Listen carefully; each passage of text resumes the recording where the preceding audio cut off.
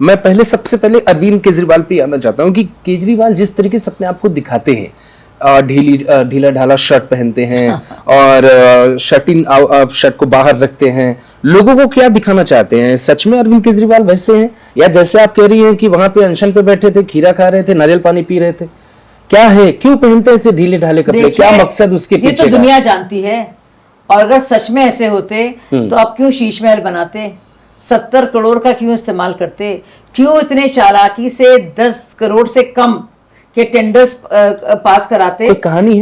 ताकि स्क्रूटिनी ना हो। ये सब चालाकी तो होती है। कोई कहानी है? बहुत ही शौकीन किस्म के ये इंसान है। अच्छा। इन्हें सब चीजों का बहुत शौक है, लेकिन दुनिया के सामने तो नाटक करना है ना। अब आप देखिए मनोहर पारेकर जी को देखिए, सिंपल सी वो शर्ट पहनते थे, शर्ट में जो टेलर का नाम होता था वो टिक्कुल लगा होता था, वो भी दिखता था, कभी इस्तेमाल नहीं किया। वो भी आईआईटी के थे। इन्होंने जो इस्तेमाल किया है, मैं आईआईटी में था, मैं आईआरएस में था, मैं ये था, मैं वो था, देखो मैं कैसा हूँ। ये पूरे के पूरे तमाशेबाज हैं। एजेंडा था। इसीलिए आपको याद है लोगों ने दिखाए तस्वीरें, अच्छे अच्छे शूज पहन के वॉक करने जा रहे हैं, लेकिन रिपब्लिक डे के दिन याद है आपको, चप्पल पहन के आए थे, हवाई चप्पलें पहन के आए थे कि देखो मैं कैसा हूं, मफलर बांध के। ये पूरा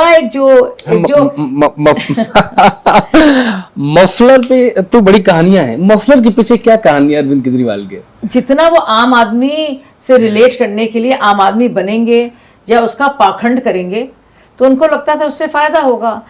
अब जो पब्लिक है वो भी मान लेती है इन बातों को। वो बेवकूफ बनाने के लिए तरीका तो बहुत अच्छा है, लेकिन ज्यादा ना तो उसके बाद उन्होंने कभी मफलर पहना ना उससे पहले। तो इस तरह से बांधकर आप सब जानते हैं कि वो एक बहुत बड़ा ढकोसला था। बस कारगर साबित हो गया उनके लिए। दुख नहीं होता अब आपको शाजिया जी कि आपके साथ बहुत गलत हुआ? मुझे इतना दुख हुआ, आप यकीन नहीं करेंगे। और देखिए, आप एक और मैं जरूरी बात बताना चाह रही हूँ आपको। स्वाति मालीवाल के बारे में अब क्या कह रहे हैं? बीजेपी ने स्पॉन्सर किया है। अब एक भी प्रमाण नहीं है, एक भी सबूत नहीं है। भाई भाजपा ने 20 साल पहले स्वाति को तो नहीं प्लांट की तरह किया होगा ना वहां पे, और कहा होगा इनसे कि देखिए राज्यसभा भी दीजिए, इससे पहले डीसीडब्ल्यू का भी अध्यक्ष बनाइए, इससे पहले एक टीम में रखिए, और अब स्वाति जी हमारे लिए काम कर रही हैं। ना कोई प्रमाण, ना कोई एसएमएस, ना कोई व्हाट्सएप, ना कोई तस्वीर, कुछ नहीं, बस कहना है। मैं बता दूं, ये पहली बार नहीं हुआ है। जब मैंने परेशान होकर, और विभव ने कितना गंदा रोल प्ले किया था, इतनी भद्दी तरीके से मेरे साथ बात की थी, एक बार नहीं कई बार। अरविंद को मैं फोन करती थी, विभव फोन उठाता था, और वो अरविंद जो सुबह शाम मेरी बात होती थी, सुबह 6 बजे, शाजिया ये करवा दो, शाजिया गलत चल रहा है, प्लीज फोन कर लो अर्नब को, अर्नब उस वक्त टाइम्स में थे, प्लीज इससे बात कर लो, उससे बात कर लो। वही अरविंद फोन पे नहीं आ रहा है। तो मैंने, विभव ने इतनी बदतमीजी से मैं सच में रोई थी, और वो आंसू गुस्से के थे, और इतनी गंदी तरह से बात की, मैंने कहा मैं तो नहीं रह सकती इसमें। क्या हुआ था एग्जैक्टली? देश के लोग जानना चाहते हैं शाजिया मैम। आप जब भी बोलते हो उस पर भावुक हो जाती। मैंने आपके कई इंटरव्यूज भी सुने। आप मतलब इंसान 5-7 साल, 8 साल, 9 साल बात हो गई पुरानी, आज भी आप उस बात को याद करके भावुक हो जाते हैं। देखिए, मैंने अपनी जिंदगी का बहुत एक अहम वक्त उसको दिया, और मैं उनको बहुत, जो मैंने, मुझे लगता है कभी भी किसी और रिश्ते में या किसी और काम में इस तरह से मैं इतनी इन्वॉल्व नहीं हुई जी।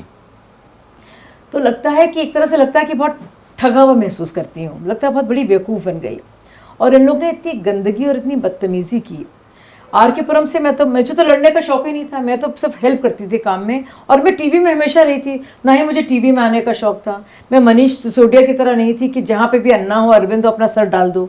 सारे फोटोग्राफ्स आप देखेंगे, आप मनीष जी का खोपड़ा देखेंगे और उनके जो सर है वो आप देखेंगे।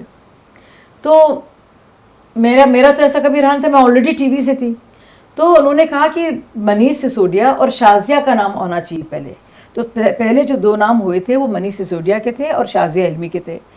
मैंने भी बहुत फंडिंग में, लोग अरविंद को बुलाते थे क्योंकि मैं अंग्रेज़ी और हिंदी दोनों बोलती थी, तो हर जगह मुझे बुलाते थे, चाहे वो लंदन हो या फिर दुबई हो। बड़े बड़े मैंने फंडिंग मैंने प्रोग्राम्स किए थे, बहुत बड़े बड़े, मैं ही जाके बोलती थी, और उसके बहुत सब आप देखेंगे वीडियो पे सब है। कुछ तो उन्होंने हटाने की कोशिश भी की है, लेकिन अभी भी काफ़ी कुछ है। तो जब मैं लड़ रही थी तो इनका एक बहुत ख़ास है जो अब बन गया है एमएलए दुर्गेश पाठक। दुर्गेश पाठक ने जो बदतमीजियाँ की हैं मेरे साथ, मैं आपको क्या बताऊं।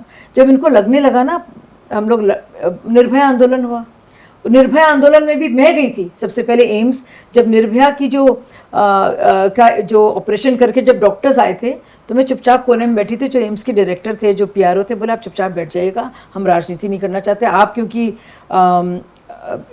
पॉलिटिशियन नहीं, आप बैठ जाइए। तो मैंने सुना था निर्भया के साथ क्या हुआ था, मैं उन लोगों में से थी जो सुन रही थी, जो डॉक्टर्स बता रहे थे कि ऐसा कभी हुआ नहीं है। मैं गई थी अरविंद के पास, मैंने अरविंद से कहा था, अरविंद जी अभी आप चुनाव प्रचार छोड़ दीजिए, अभी निर्भया के लिए आपको आना पड़ेगा। उसके बाद आपके कहने के बाद वो इंडिया उसके बाद वो आए, बल्कि एक दिन बाद आए, और मैंने ये भी कहा था देखिए शीला दीक्षित की थू हो रही है, आप चुपचाप से आके बैठ जाइएगा, एक वर्ड ना बोलिएगा। उन्होंने माना, और मैंने उनसे कहा था कि आप जो बहुत आप आक्रामक ना हुई, बहुत पहले आप कही हम तो छोटे लोग हैं जी, और उन्होंने कॉपी किया उन सब चीज़ों को।